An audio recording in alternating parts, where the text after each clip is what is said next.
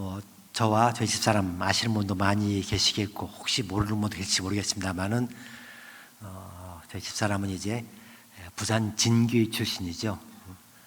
우리 정은보 권사님이 장모님이시고 그래서 우리 한국에 올 때마다 진교회에서 이렇게 뵙고 인사하고 예배드리고 또 말씀도 전하는 그런 기회가 있었습니다. 이제 저희가 소개해 주신 대로 32년간 사역을 했고 이제 한 3년 정도 남았습니다. 은퇴까지 3년 정도 사역을 하면은 이제 은퇴하고 한국에 오게 될지 부산에 와서 살지 혹은 페루에 있을지 뭐 아직 잘 모르겠습니다만은 그러나 분명한 것은 지나간 저희들의 사역 기간 동안 주님께서 우리에게 많은 은혜를 주셨던 그런 것들을 다시금 기억하게 됩니다. 그래서 이번에 저희들이 방문하면서 또는 이렇게 지내면서 보통 때는 아시는 들으면 그 다음 사역 프로젝트가 있기 때문에 그거 소개하고 또 뭐 후원자도 찾아야 되고 그런 그 숙제들이 있는데 이번에는 그런 숙제가 없습니다. 그죠? 마음 편하게 저희들 다니면서 가는 교회마다 그동안 감사했습니다. 여러분들의 기도와 또 사랑으로 저희가 사역을 했고 하나님이 이렇게 여러분과 저희가 함께 일하도록 도우셨습니다. 그런 보고를 주로 하고 있습니다. 그래서 오늘 저녁에도 이렇게 부담 없이 그죠? 하나님께서 어떻게 일하셨는가 그리고 또 저희들 사역한 나라는 어떤 나라였고 어떤 일들을 했는지 이렇게 나누는 그런 기회가 되기를 바라면서 우리 주님께서 이 시간에도 은혜를 주실 줄 믿습니다. 파워포인트 조금 준비했는데요. 저희가 이제 참 저희들의 모교회 같은 부산진교회 저희들 사실 칠레 갔을 때부터 꾸준하게 저희들을 위해서 기도해 주셨고 헌금해 주셨고 그래서 사실 지금부터 드리는 이야기들이 우리 부산진교회의 그런 기도와 사역의 선교의 열매들입니다. 이 교회가 우리 선교사님들의 그런 기도와 눈물과 또 희생과 또 그분들의 호주에 있는 성도들의 사랑으로 세워진 것처럼 진교회의 또 기도와 사랑으로 또 다른 지역에서도 뭐 인도네시아, 뭐 미얀마뿐만 아니라 다른 많은 나라에서도 교회들이 세워지고 복음이 선포되었다는 것을 우리가 함께 기억하면서 열매들을 보도록 하겠습니다. 어느 방향으로 돌려야 되죠? 켜야 되나요? 잠깐만 이게 안 되거든요. 밑에 걸 누릅니까? 거꾸로 가는 게 아니고 예. 감사합니다. 저는 지금 계속 위로 올라가는 건 눌렀어요. 오늘 읽은 본문 말씀 디모데서 5절로 8절 말씀 묵상하시면서 잠깐 우리들의 사역, 저희들의 일들 나눠드리도록 하겠습니다. 저희는 1990년에 6월 10일 날 부산 해운대에 있는 오산교회 후원으로 파송이 됐습니다.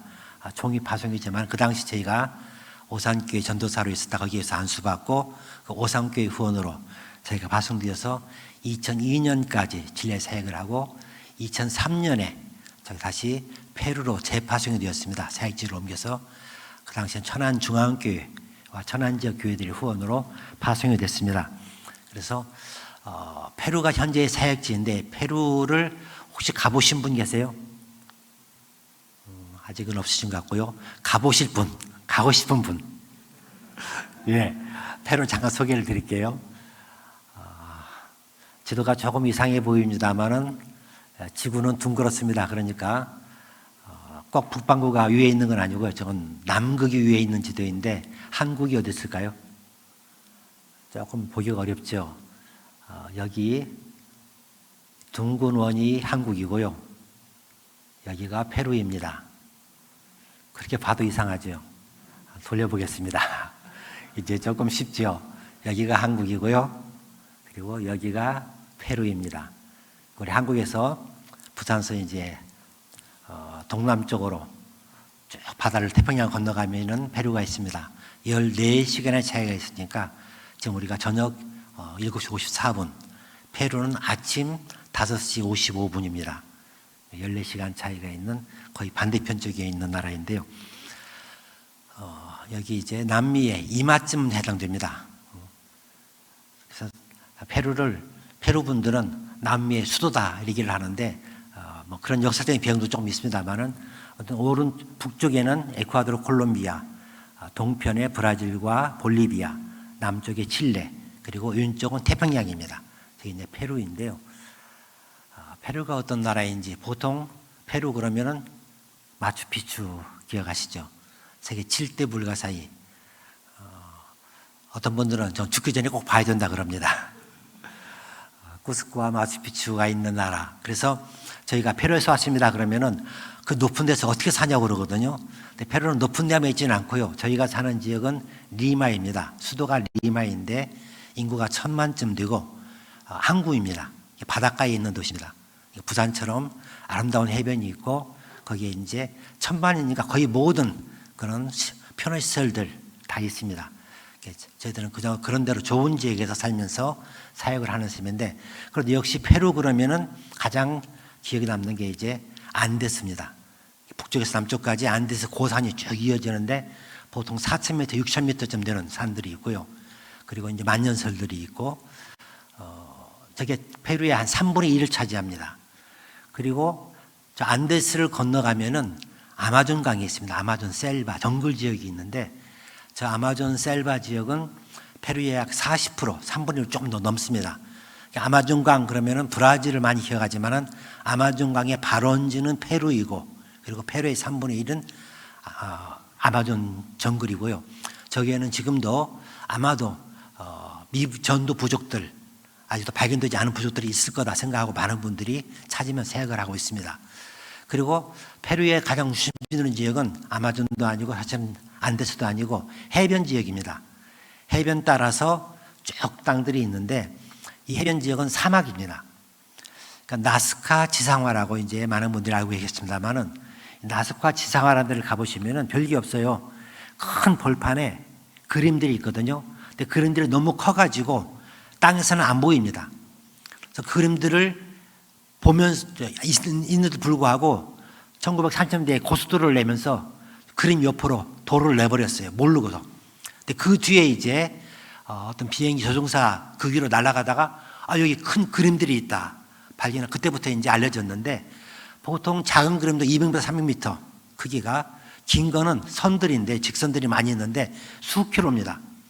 그러니까 위로 올라가지 않으면 볼 수 없는 그림들을 지금부터 1000년 전에 그렸습니다.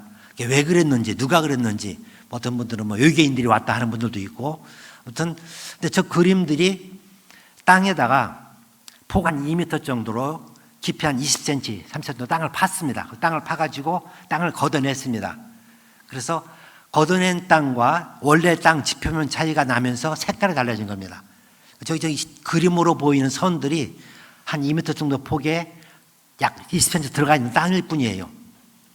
그러니까 땅을 파서 그림을 그렸는데, 이제 왜 그랬느냐, 뭐 목적이 모식하는 건 그만두고라도 왜 저 그림이 없어지지 않았느냐. 최소한 1000년은 지났거든요. 어떤 분들은 뭐 몇만 년까지 보는 분도 있고. 근데 아무튼 저 그림들이 아직까지 남아있어요. 비만 한 번만 없어져야 되는데 안 없어지는 이유는 비가 안 오기 때문입니다. 리마 같은 경우에 연 강수량이 10mm 이하. 그러니까 리마가 인구 1000만인데 사실은 큰 오아시스입니다. 강이 3개가 흘러가고 강을 끼고 있는 도시입니다. 비는 안 오는데 물은 안데스에서 내려오기 때문에 그 물을 가지고 농사도 짓고 식수도 하고 그 물로 살아갑니다. 저런 그 강을 따라서 이제 곳곳에 농경지가 펼쳐지고 도시가 성성되는데, 그 해변 지역은 전부 다 비가 안 옵니다. 그리고 바다에서 전부 바닷가니까 바닷바람이 불어왔다가 불어가면서 먼지들을 쓸어가기 때문에 먼지도 별로 없고요. 그래서 저 그림이 아직까지 남아 있습니다. 그래서 그 해변 따라서 이제 아름다운 그런 해변들이, 해수욕장들이 형성되고, 그 유명한 그런 서핑 장소, 아름다운 경치가 많이 있는 곳이 바로 저 페루의 해안 지역입니다. 페루를 잘 상징하는 그 상징이 이제 국기인데, 이제 페루 국기입니다. 저런 국기가 많이 있습니다. 빨간색, 흰색, 빨간색. 캐나다가 저런 국기를 가지고 있고요. 또 유럽에도 몇 나라 저런 국기인데 차이점은 가운데 있는 문장입니다. 저 국장을 보면은 이런 그림입니다.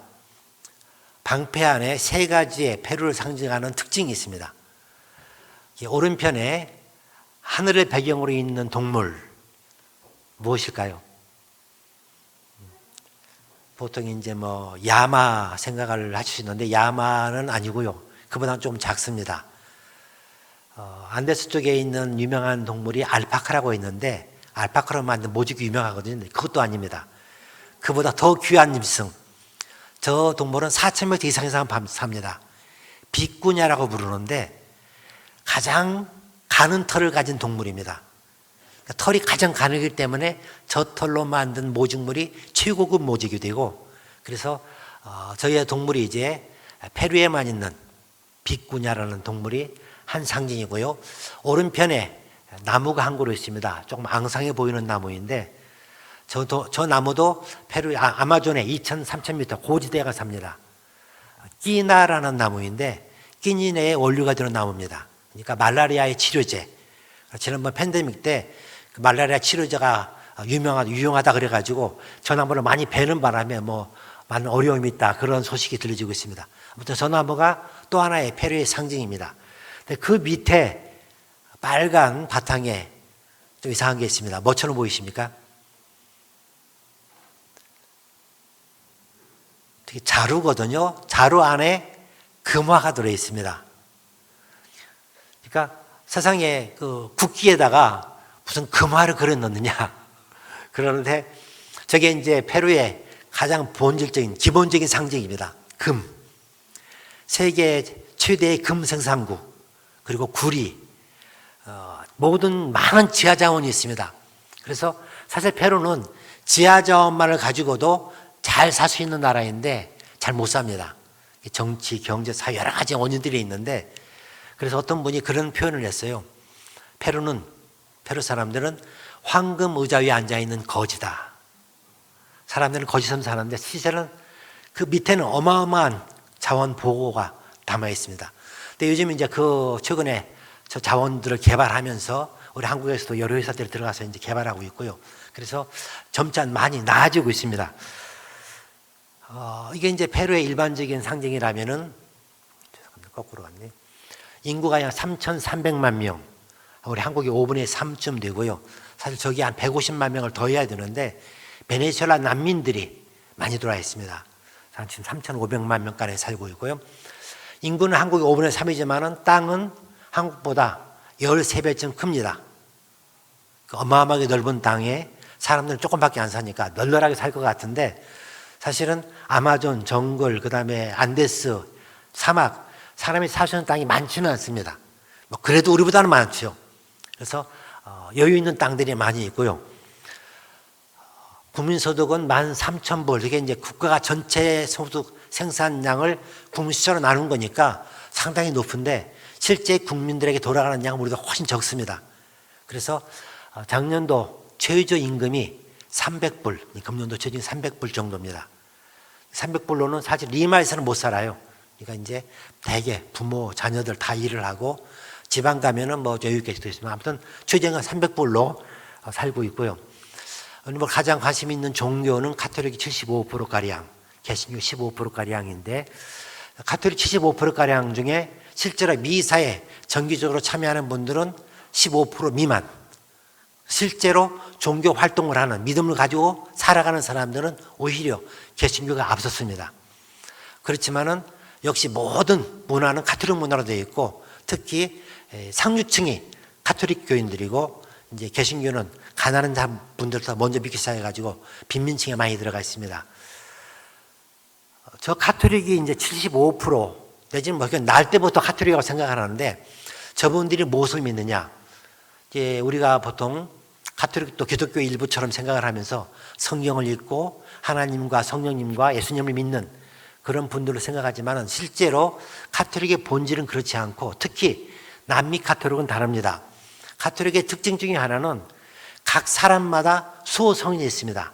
내가 태어난 그날 성인이 한 분 있어요. 그래서 그분이 나의 성인이 되고 그리고 동네마다 지역마다 국가마다 성인이 있습니다. 지켜주는 분이 계세요. 그분들을 위해서 더 찬양하고 경배하고 믿는데, 페루의 경우에는 사람이 아니고 이 그림입니다.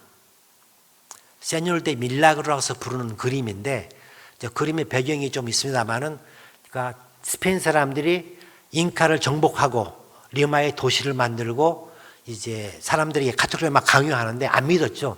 사람들이 안 믿으니까 믿기 위해서 여러 가지 이제 일을 하는데, 그 중에 하나가 저 그림이었습니다.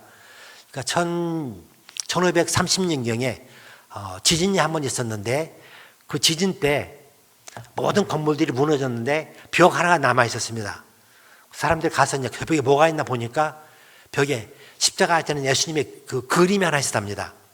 근데 그 벽은 아프리카 앙골라 출신의 노예들이 살던 창고였는데, 이 노예들이 벽에다가 그림을 그렸던 겁니다. 그 그림을 그린 그 십자가의 예수님이 넘어지지 않고 있으니까 그때부터 리마 사람들이 저 그림은 능력이 있다라고 생각하게 됐습니다. 그런데 그 당시에 페루 총독하고 로마 가톨릭에서는 그걸 못 믿겠습니다. 왜냐하면 자기들이 인정하지 않은 그런 것을 신앙의 대상으로 삼는 것에 대해서 경계했기 때문에 못 믿겠거든요. 그래서 그것 때문에 여러 가지 갈등이 있다가, 그로부터 한 50년 뒤에 1580년경에 또 다른 지진이 옵니다. 이게 보통 우리가 지진은 뭐 최근에 교산도 지진 있다고 그러는데, 페루는 태풍도 없고 자연재해가 거의 없습니다. 근데 유일하게 있는 자연재해가 지진인데, 매달 몇 번씩은 흔들려요. 근데 보통 4, 5까지는 지진도를 안 쳐주고 좀 흔들렸다, 그렇게 하거든요. 저희들이 자다가 흔들렸다 그러면 일단 일어납니다. 깨가지고 문부터 엽니다. 항상 지진이 나면 문을 열어야 돼요. 문 열고 문지방에 가서 섭니다. 문이 닫히면 못 나가거든요. 그리고 이제 보는 겁니다. 이게 또 흔들릴 것인가? 이제 끝났나? 그래서 아무 일 없으면 다시 들어가 자고, 만약 흔들리면 뛰어나가야 되는데, 뭐 지금까지 저희들은 그런 일은 없었고요. 아무튼 매달 몇 번씩 흔들리는데, 보통 지진의 그 피해는 우선은 이제 진도죠. 리히터 지진계로 뭐 7, 8 되면은 상당히 큰 지진이고, 그리고 뭐 6만 돼도 많은 피해가 있습니다. 지진의 또 진앙지가 지표에서 얼마나 가깝느냐 하는 거 있던데, 또 하나의 지진의 피해를 측정하는 그 단위가 시간입니다. 지진 지속 시간. 보통 지진은 몇 초예요. 몇 초, 그냥 툭툭 흔들고 지나가거든요. 근데 한 30초 흔들었다 그러면은 거의 많은 건물들이 피해를 봅니다. 흔들리면은, 계속 흔들리면 이제 약한 건물들이 무너지거든요. 근데 기록에 의하면은 이 1580년대의 지진은 지진 지속 시간이 15분. 그러니까 아마도 지진과 여진까지 포함한 시간으로 이렇게 추정이 되는데, 15분 정도 되면은 뭐 남아있는 건물이 있을 수가 없습니다. 거의 모든 게 무너졌겠죠. 근데 이번에도 저 건물이 살아남았습니다. 그때부터 이제 가톨릭이 저 건물을 인정하고, 세뇨르 데 밀라그로스, 기적의 주님이다, 저 그림이 그 이름을 붙이고, 저 그림의 복사본을 만들어서 이제 그 복사본을 가지고 그때부터 저 그림에 기도하고 찬양하고 경배하고, 그리고 이제 모든 성당에 저 그림의 복사본을 만들어 달고, 모든 가정마다, 심지어 페루 사람들이 이민 가면 이민 간 곳에 교회마다 저 그림을 가져갑니다. 그래서 페루 사람들이 믿는 주 신앙의 대상은 저 그림입니다. 기도할 때는 하나님, 성령, 예수님도 말하지만은 또 마리아의 이름으로 기도하고, 그러면서 저 기적의 주님, 저분에게 기도를 합니다. 저 그림을 확대하면 이렇게 생겼습니다. 굉장히 화려합니다. 그러니까 저 그림을 과연 앙골라 노예가 그렸단 말이냐, 뭐 여러 가지 이제 이야기가 있습니다만은, 아무튼 저 그림이 금과 은으로 완전히 장식이 돼가지고 지금은 무게가 수톤이 나갑니다. 그래서 매년 10월에 되면은 이제 수십만의 가톨릭 교인들이 나와가지고 보라색 옷을 입고 저 그림을 메고 시내를 행진합니다. 매일 나가서 다른 지역으로 하고 옮기면서 리마를 돌면서 지진으로부터 자기들을 보호하기를 기도하는 대상이 됩니다. 그런데 로마 가톨릭의 또 하나의 특징이 하나님과 성령님과 예수님 이외에도 또 한 분이 하나님을 믿습니다. 하나님의 어머니 성모 마리아입니다. 그래서 마리아가 함께 있지 않으면 그분들의 믿음이 충족이 안 돼요. 그래서 저 그림의 뒤에 또 하나의 그림이 있습니다. 저 그림 뒤편에 있는 그림이 이 그림입니다. 마리아가 아기 예수를 안고 구름 속에 달을 밟고 서 있습니다. 이렇게 해서 기적의 주님과 마리아가 한 짝을 이루어가지고 페루 가톨릭 교인들의 믿음의 대상으로 완전히 확정됩니다. 그래서 항상 매년 10월이면은 저 그림을 추앙하고 나와서 경배하고 모든 가톨릭 교인들이 따라가면서 수십만 명이 행진을 합니다. 이게 이제 로마 가톨릭의 본질이라고 볼 수 있겠습니다. 저분들을 위해서 사실 이제 우리 한국에서도 전 세계에서 선교사들이 사역을 하고 있습니다. 잠깐 그 동영상으로 저희들 사역을 소개해드리도록 하겠습니다. 저희들의 모든 사역들을 돌아볼 때 참 은혜였다 고백할 수밖에 없습니다. 지난번 2020년에 이제 우리 아시아에서부터 코로나가 시작이 됐죠. 그러니까는 페루나 남미에서는 화면 부탁합니다.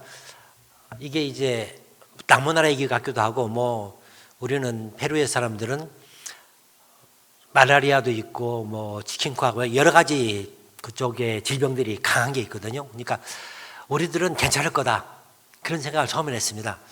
처음 환자가 막상 3월에 생기니까 2주 만에 더 이상 안 되겠다라고 생각을 하고 이제 셧다운, 그러니까 해외로부터 오는 모든 항공편을 다 폐쇄하고 페루 내에서 국내 도시들끼리도 움직일 수 없고 심지어 집에서도 이제 아무도 나갈 수 없다. 하루에 한 사람만 시장이나 슈퍼나 은행, 약국 외에는 아무도 못 간다. 이런 식으로 도시를 봉쇄했습니다. 그렇게 처음에 15일, 그 다음에 다시 15일. 그러면서 2달 정도를 봉쇄하고 나니까 이제 더 이상 견딜 수가 없게 된 겁니다. 그래서 그때 이제 모습인데요. 완전히 뭐 도시가 사라진 거죠. 그러면서 어려운 분들은 더 어려움을 당하게 되고. 근데 그때 이제 한 모습인데요. 저희들이 이제 TV로, 저희도 이제 집에 갇혔으니까 TV로 보니까 의사들이 병원에서 진료를 하는데 그냥 간단한 수술 마스크 하나만 쓰고 환자를 보시는 겁니다. 그래서 여기서 환자를 보고 저기서 또 환자를 보고. 그래서 병원 내에서 환자들이 더 전염되는. 그러니까 다른 것 때문에 병원에 입원했는데 이분들이 이제 코로나에 감염돼 가지고 돌아가시는. 병원에서 뭐 환자들을 감당할 수 없을 만큼 그렇게 돌아가시는 겁니다. 그런데 이제 이 코로나에 감염되면 제일 먼저 이제 어려움 당하는 게 호흡인데요. 인공호흡을 시켜야 되는데 병원들이 산소호흡 시킬 장비가 부족한 겁니다. 재정도 없고 호흡기도 없고 그래가지고 가족들이 직접 산소 공장에 가서 산소를 사가지고 병원에 갖다 줘야만 했습니다. 그러니까 이분들이 이제 저렇게 산소통이 줄 서 있는 겁니다. 쭉 줄 서 있으면은 가족들은 옆에서 이제 밤낮으로 기다리고 있다가 차례가 되면은 산소통 사가지고 병원이나 또 자기 집으로 가져가고 그렇게 해서 산소 호흡을 하시는 분들은 그래도 생존할 수 있고 못 그러는 분들은 돌아가시고 그래서 페루에서 20만 명 이상이 돌아가셨습니다. 작년까지. 그러니까 초기에 페루에서는 일단 병원에 입원하면 돌아가신다. 뭐 이렇게 될 정도였습니다.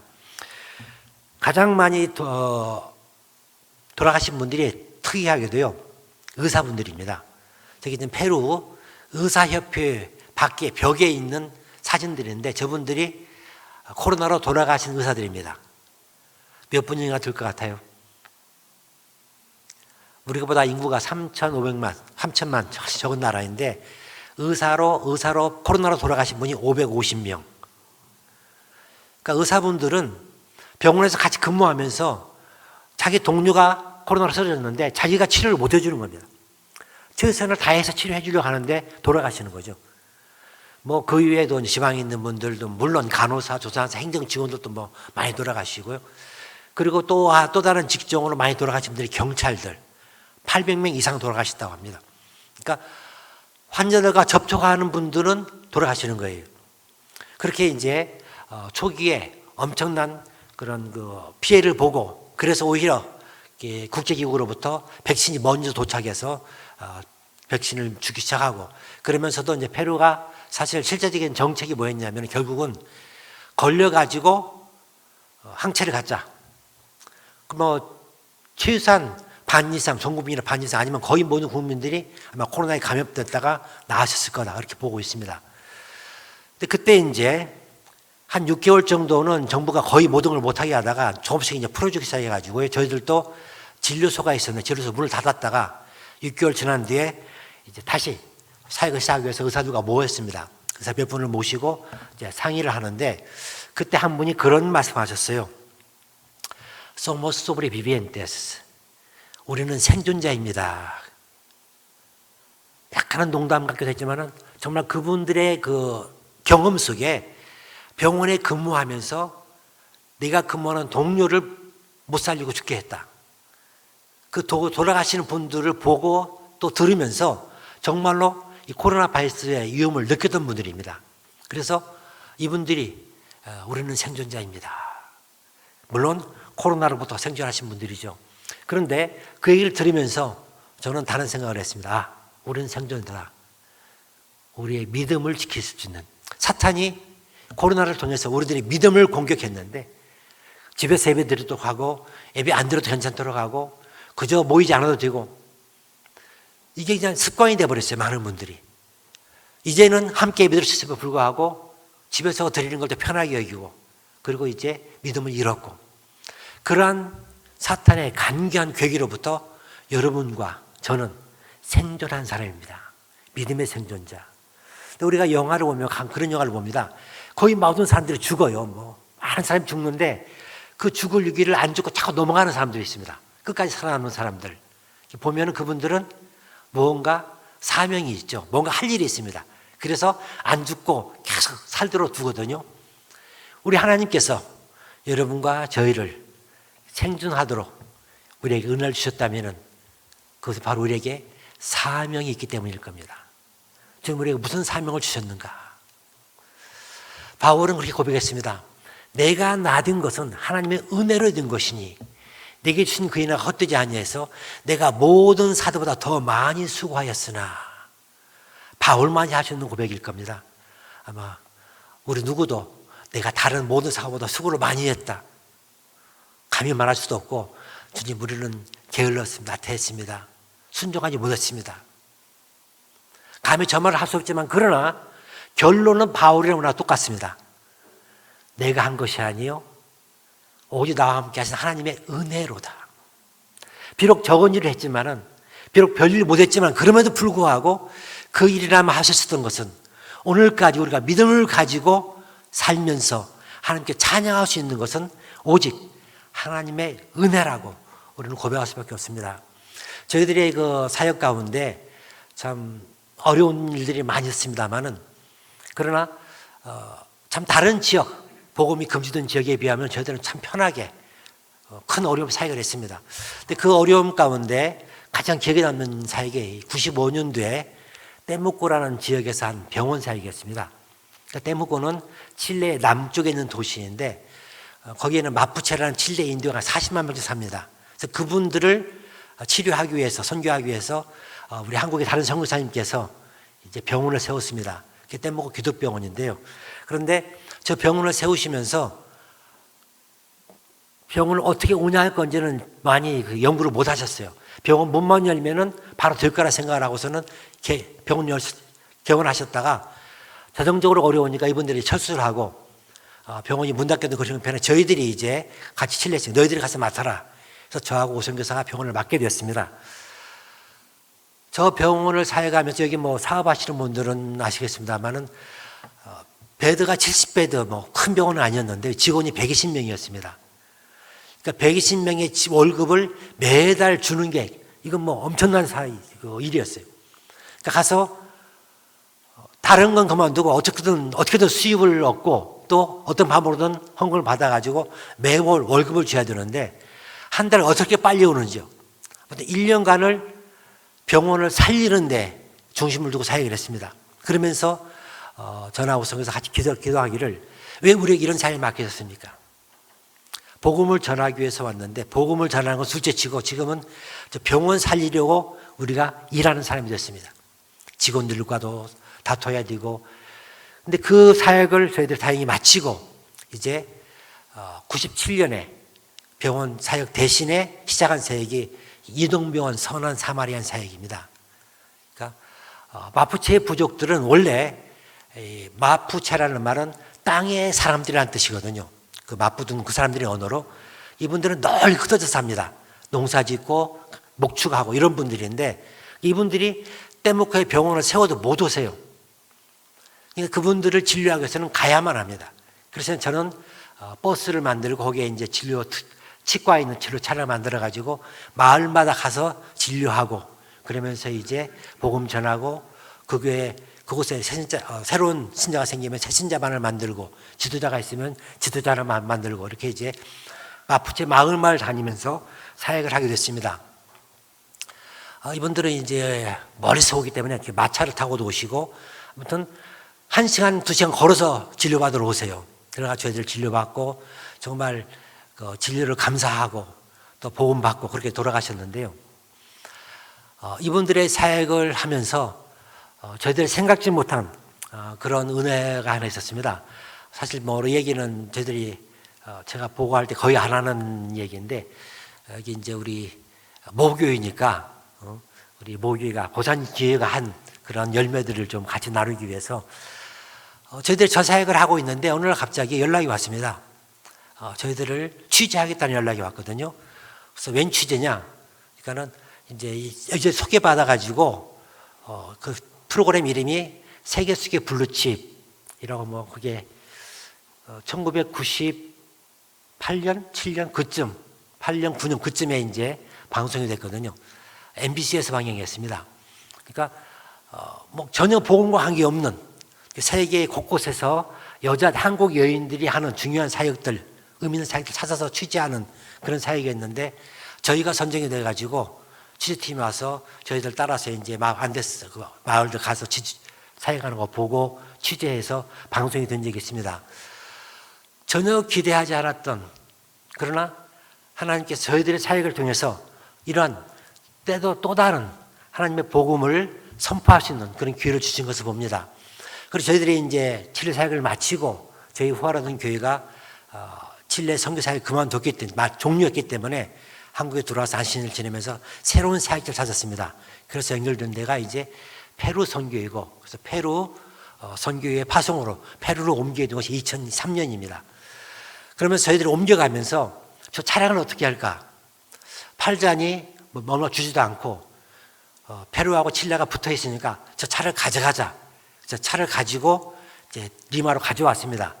한 4,000km를 이제 차를 가지고 운전하시는 분이 가져오셨는데 오면서 고장도 나오면 여러 가지 문제가 있습니다만 아무튼 와가지고 페루 적십사사와 저희들이 협력협정을 맺었습니다.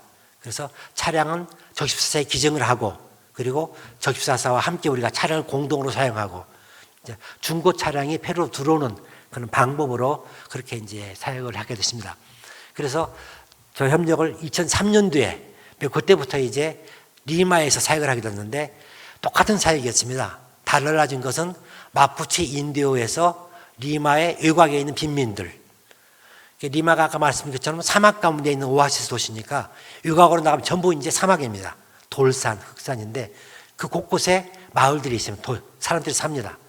그곳을 찾아가가지고 저희들이 이제 예배를, 진료를 하게 되죠. 교회가 있으면 교회에서 환자들 접수하고 차에서 진료하고 그리고 이제 복음 전하고 그곳에 있는 그런 전부 사막 속에 있는 그런 마을들 돌아다니며 진료를 했습니다. 저희들이 그 비스코라는 곳에 2007년에 진도 7 지진이 있어가지고 그때 저희가 가서 진료했던 모습이고요. 그렇게 진료를 하다 보니까 한 10여 년이 지나니까 이제 페루도 경제상이 나아진 겁니다. 그래가지고 처음에는 저희들이 이제 발치를 한다 그러면은 치과에서 보통 50명, 70명 발치를 해요. 뭐 다 들어와서 이빨 한 개 먼저 뽑거든요. 근데 시간이 지나니까 이분들이 오셔가지고 이제 물어보는 겁니다. 치과 진료 하느냐? 치과 진료 한다. 어떻게 하느냐? 우리 발치만 한다. 그러면 가시는 거예요. 이제 뽑지 않고 치료받기를 원하는 겁니다. 그렇게 해야죠. 뽑기 전에 그 마지막 수단이고 보존을 해줘야죠. 근데 그러려면은 장비가 필요하고 갖고 다닐 수가 없는 겁니다. 이제 환자들도 전문의 치료를 원하고 검사 받으려고 하고 그래서 저희들이 이제 저 이동부용을 상황을 종료하고 상설 진료소를 세웁니다. 진료소를 세운 지역이 리마의 지방에서 리마로 들어오는 분들이 중간에 거쳐가는 지역, 리마 외곽에 있는 그 계곡인데요.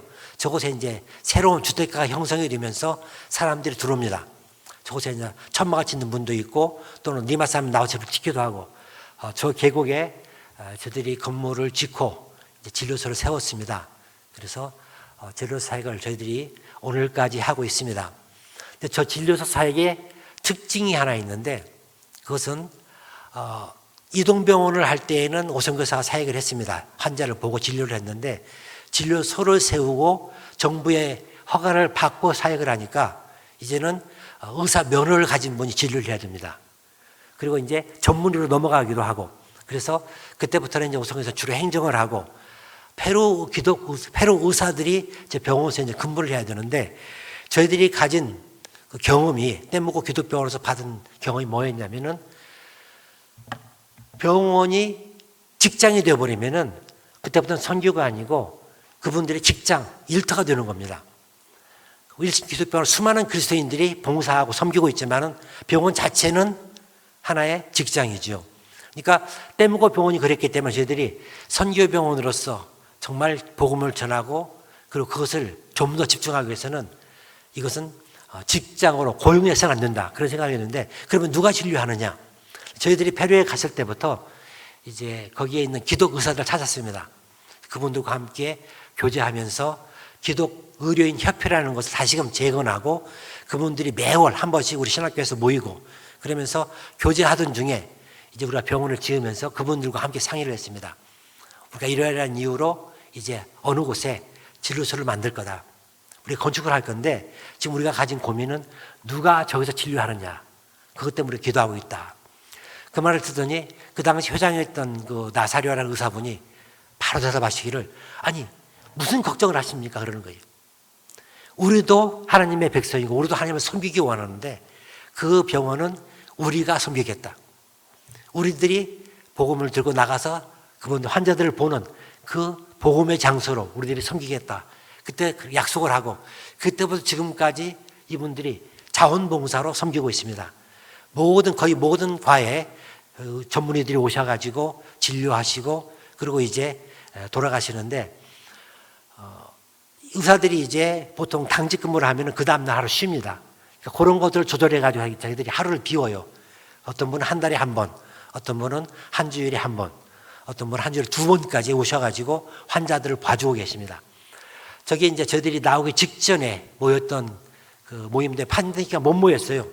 지난 3년간 못 모이다가 이제 많이 이제 허용이 돼가지고 마지막 6월 달에 저희가 나오면서 다 초대했습니다. 그래가지고 한번 식사하면서 우리들이 모임을 가졌는데 저기 있는 분들이 바로 페루 기독 의료인협회에 속해가지고 저희들과 함께 진료하는 의사, 또 조산사, 간호사, 그리고 이제 다른 전문의들, 저분들과 함께 일을 하면서 또 저 사역으로 말미암아 또 참 생각지도 않은 그런 상을 받게 되는데 이제 우선교사가 이화여자대학교 이대 총동창회에서 주는 아름다운 유아인상을 또 받습니다. 저희들이 사실 떼목 기독병원을 시작할 때에는 왜 이게 우리들에게 맡겨졌는가? 우리들의 눈물과 기도였는데 그 경험이 그 뒤로 쭉 이어지면서 이동병원을 하게 되고 또 진료소를 하게 되고 진료소를 하면서 페루 의사들과 함께 일하게 되고 그래서 저희들이 없어도 그 기독병원이 계속 기독병원으로 진료될 수 있는 그런 준비가 지금 되어가고 있습니다. 저희들의 모든 사역들을 돌아보면은 사실 우리들의 삶 가운데 생각지 못한 어려움들이 옵니다. 왜 이게 저에게 옵니까? 여러분들의 가정에, 사업에, 인생 가운데 주님 왜 우리에게 이런 어려움 주십니까? 라는 기도가 있었을 것입니다. 그 순간을 지나고 나면 그 순간은 우리가 믿음으로 지나고 나면은 그 순간이 바로 우리에게 또 다른 은혜와 축복으로 바뀌어지는 것을 봅니다. 저 선한 사만 진료센터가 바로 그러한 저희들의 간증의 제목이기도 하고 저는 이제 신학교 사역을 하면서 페루 장로교회 목회자를 양성하고 또 페루의 목회자들이 이제 신학교육 없이 안수를 받습니다.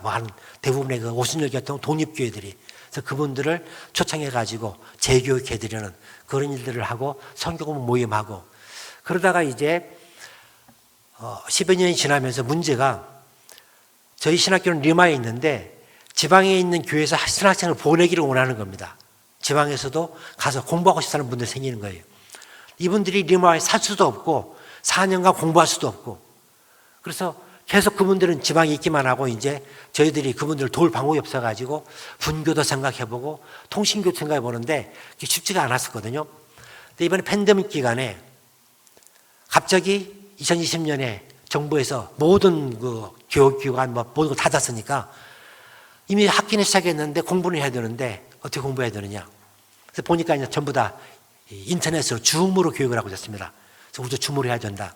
그래서 줌 교육을 시작했거든요. 처음에는 뭐 여러 가지 그 환경적인 착오가 있었습니다만은 하다 보니까 장점이 있어요. 그러니까 일단 카메라를 켜고 수업에 들어온 사람들은 집중을 합니다. 학생들이 더 집중을 하고 교수도 더 준비를 해야 되고 모든 것들이 이렇게 화면으로 준비해야 되니까 학생들은 훨씬 더 집중해서 공부를 하고 공부한 것들은 다시 유튜브로 내보내고 다시 반복해서 볼 수 있고 그래서 3년간 저 수업을 하면서 저희들에게 이제 그런 능력이 생겼습니다. 교수들이나 저나 모두 다 함께 우리가 줌을 통해서 어디든지 공부시킬 수 있다. 그래서 작년에 저희가 새로운 학교를 세웁니다. 이 학교는 성서신학교로 이름을 붙이고 야간에 비대면으로 3년제 교육을 시작했습니다. 작년에 신입생을 모집하니까 25명이 입학을 했는데 그중에 17명이 지방학생, 리마에서 8명. 그러니까 이제는 우리 신학교가 유치에 관계없이 페루 전체 또는 중남미 어디든지 스페인어만 쓰는 지역이면은 학생을 받아가지고 공부할 수 있고 같이 성경 공부할 수 있고 강의할 수 있고 그런 능력이 저희들에게 생겨졌습니다. 코로나 때문에 많은 분들이 어려움 당했고 고통 당하셨지만은 그러나 그걸 통해서 주님께서 또 다른 은혜를 주신 걸 봅니다. 어려움이 있지만은 주님은 항상 그 어려움을 통해서 또 다른 은혜를 또 다른 축복을 주셨습니다. 오늘까지 저희들의 모든 사역과 우리들의 삶 돌아볼 때 주님은 우리와 함께 하셨습니다. 바울이 내가 벌써 전제처럼 부어지고 죽을 기가 됐다는 겁니다. 나의 떠나시기가 가까웠도다. 자신의 모든 삶을 돌아보면서 바울은 고백합니다. 내 모든 삶은 하나님의 은혜였다. 우리가 살아오면서 숨 쉬는 것, 우리가 어려울 때 계획하고 일하고 땀 흘려서 문제를 해결할 생각했지만은 그러나 우리가 다시금 우리의 믿음으로 보면 그것은 전부 다 하나님의 은혜였습니다. 정말 우리의 삶에 당연한 건 하나도 없다는 것을 고백합니다. 이 송경민 목사님의 찬양 저 몰랐거든요. 사실 저희들이 한국에 들어와서 예배드리게 되면은 많이 당혹스러워요. 찬송을 몰라요. 새로운 찬양들을. 찬송을 부를 때 저런 찬송이 있었나 그러는데 이 코로나 기간 동안에 이제 한국교회 예배 들으면서 많은 찬양들을 배웠습니다. 그 중에 배운 찬양이 이제 저 은혜라는 찬양인데 그때는 이제 목사님도 모르고서는 작사자가 누군가는 관심 없이 그 곡과 그리고 가사만으로 은혜를 받고 저걸 번역해가지고 이제 우리 페루 목사님들, 선학생들에게 이렇게 전달했거든요. 이분들도 막 은혜를 받아요, 이 찬양에서. 한 분이 그렇게 말씀하셨어요. 목사님, 저 찬양에서 가장 은혜 받은 게 뭔지 압니까? 뭐가 가장 은혜 썼습니까? 물어보니까 내가 이 땅에 태어나 사는 것. 페루에서 태어나서 페루에서 산 자기의 모든 삶이 감사라는 겁니다. 그게 은혜라는 겁니다. 하나님 안에서 우리 모두는 이 모든 은혜와 그리고 하나님의 축복 가운데 살던 것을 봅니다. 오늘까지 우리와 함께 하신 하나님이라면은 지금 이 순간에도 주님은 우리와 함께 하고 계십니다. 이 순간 어떤 어려움이 있습니까? 기도의 제목이 있습니까? 우리가 분명히 고백할 수 있는 것은 이 어려움 가운데 주님 나와 함께 하시고 이 문제를 해결해 주시고 이 어려움 통해서 더 큰 축복을 주실 것이라는 그런 하나님의 약속과 그리고 은혜입니다. 그리고 이 시간까지 하나님이 함께 하신다면은 우리가 하나님 나라에 가기까지 주님 오실 때까지 주님은 그 약속을 버리지 않으실 겁니다.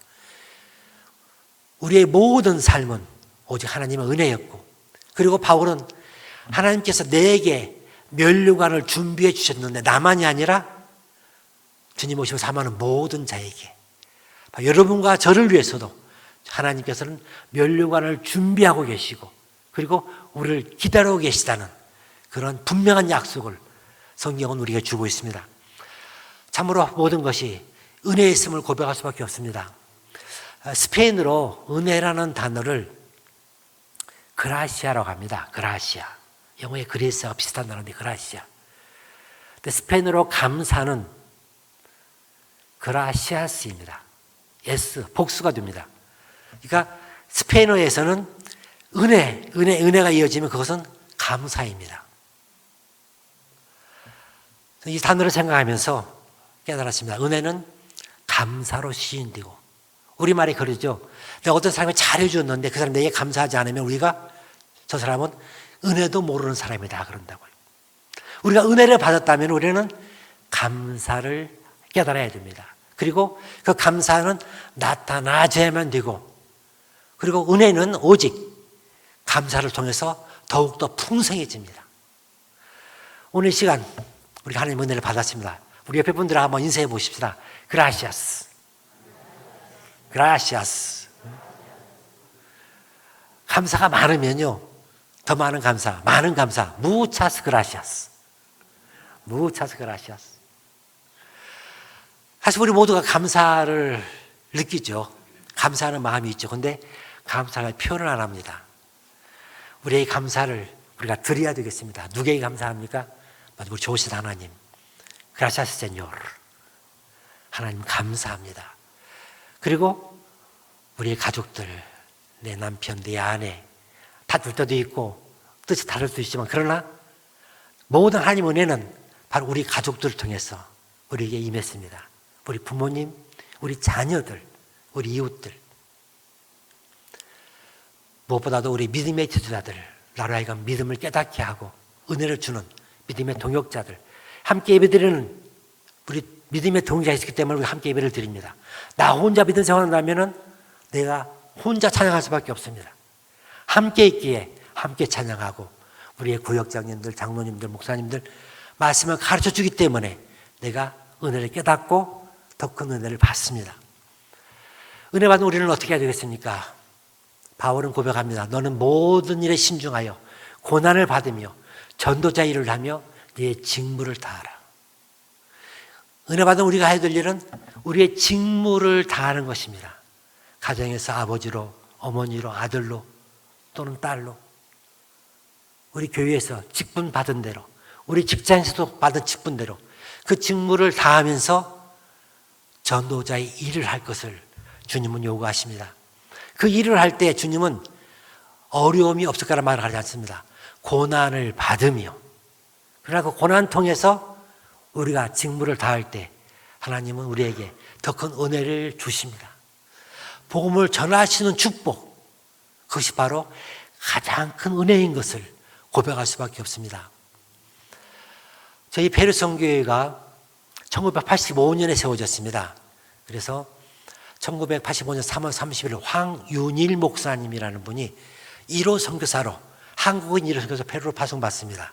그래서 29년간 사역을 하시고 2014년에 이제 은퇴하셨습니다. 정년으로 은퇴하셨고, 그 뒤로 10가정 이상 페루로 파송받았는데 현재 7가정이 페루 사역 중입니다.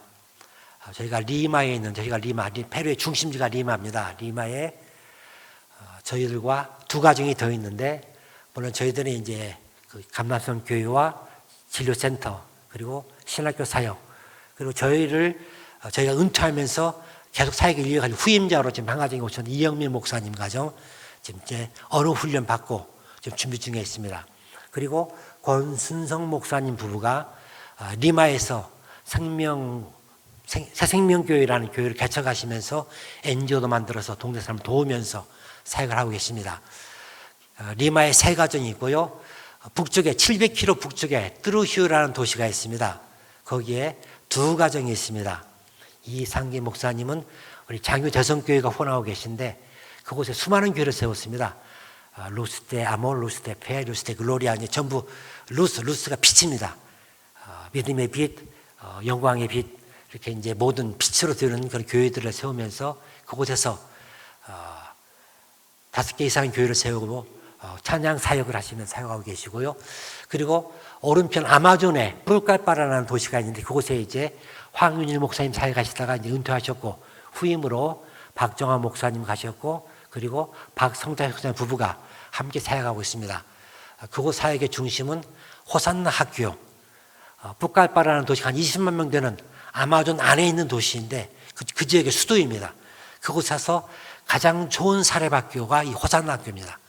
저 학교를 세워서 지금 약 600명가량의 학생들이 공부를 하고 있고요.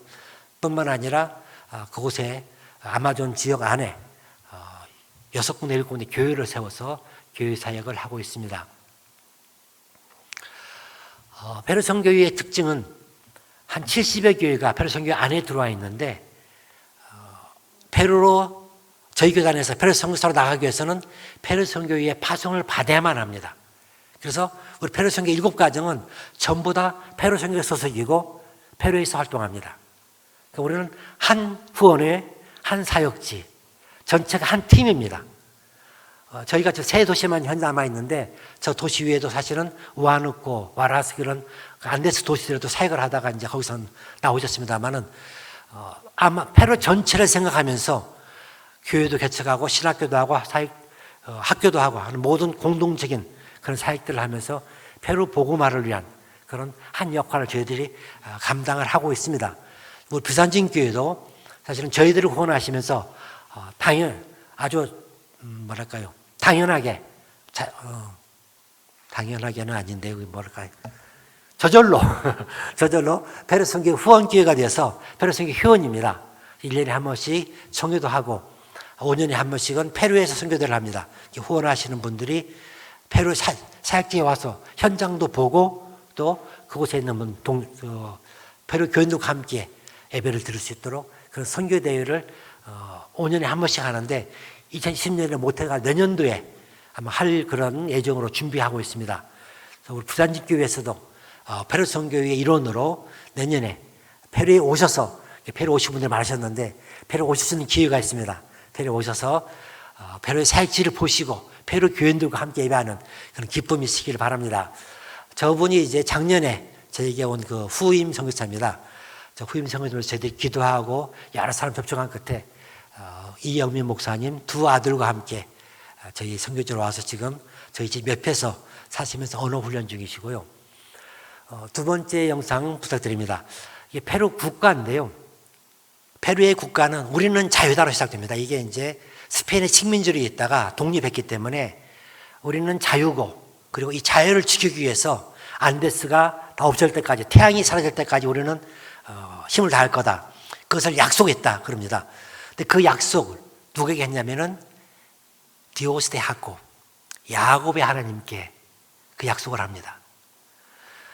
가톨릭 국가니까 그럴 수 있다 생각하겠지만은 가톨릭 국가라면은 국가에 마리아가 나와야 됩니다. 이게 배경이. 그러니까 스페인에서 독립할 때 페루 독립은 반 스페인이거든요. 반 스페인은 반 가톨릭입니다. 그러니까 저 국가를 만드신 분들은 가톨릭을 생각하지 않고 성서의 하나님, 야곱의 하나님. 왜 야곱의 하나님인가? 야곱이 이름이 바뀌거든요. 야곱에서 이스라엘로. 거짓말하는 자가 이스라엘의 하나님의 백성이 됩니다. 페루 사람들은 우리가 과거에 식민지였고 참 어머니는 그 잉카 사람들, 아버지는 스페인 사람들로 서로 간의 적인데 그게 부모님이에요. 이 갈등이 그분들의 마음에 항상 있습니다. 근데 그 속에서 우리는 야곱의 하나님처럼 우리의 삶을 바꾸고 우리 민족을 바꾸고 하나님의 나라가 되겠다. 그런 약속을 저 국가에서 합니다. 가톨릭은 오히려 저 국가를 잘 안 부르고 개신교들이 가끔 찬송가처럼 부르기도 합니다. 저 국가를 통해서 우리가 볼 수 있는 것처럼 페루는 하나님을 따르는 그런 나라로 바뀌어져 가고 있습니다.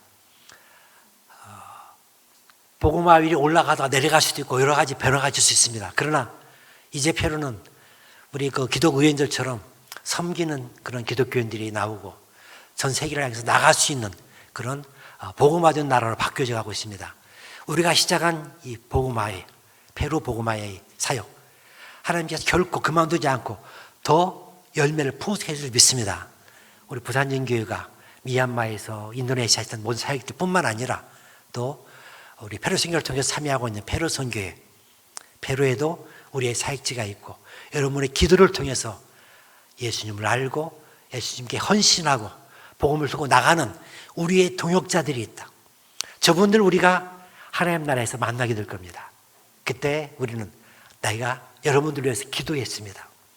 우리가 함께 페루 복음을 위해서 일했습니다 라고 우리가 간증하셨을 것입니다. 바로 그날이 오기를 기다리며 우리 함께 이 복음을 들고 나가는, 우리가 있는 곳에서, 부산에서, 여러분의 사역지에서, 여러분의 삶의 현장에서, 그리고 온 세계를 향해서 복음을 증가하는 우리 모두가 되기를 축원합니다. 기도하겠습니다. 좋으신 아버지 하나님, 이 저녁 시간 저희들 피곤하고 여러 다른 일이 있지만 그러나 주님을 찬양하기 위해서, 주 앞에 무릎 꿇고 기도하기 위해서, 그리고 또한 세계를 향한 주님의 뜻을 알기 위해서 불러주시고 순종케 하신 것을 아버지 감사드립니다. 우리의 삶 가운데 당연한 것 하나도 없었으며 오직 주님의 은혜였던 것을 고백합니다. 내 삶이, 나의 가정이, 우리의 사업이, 우리 교회가 아버지여 주님의 은혜로 오늘까지 기쁨과 평강 가운데, 승리 가운데, 비록 어려움이 있었지만 그 어려움을 이기고 오늘까지 나와봤사오니 주 하나님, 주의 크신 은총을 저희들이 항상 기억하며 감사하는 저희가 되게 하시고 우리의 감사가 우리의 입술을 통해서, 우리의 삶을 통해서, 복음을 증가함을 통해서 나타나게 하옵소서. 우리의 간구를 들어주시면 감사드리며 예수님의 이름으로 기도합니다. 아멘.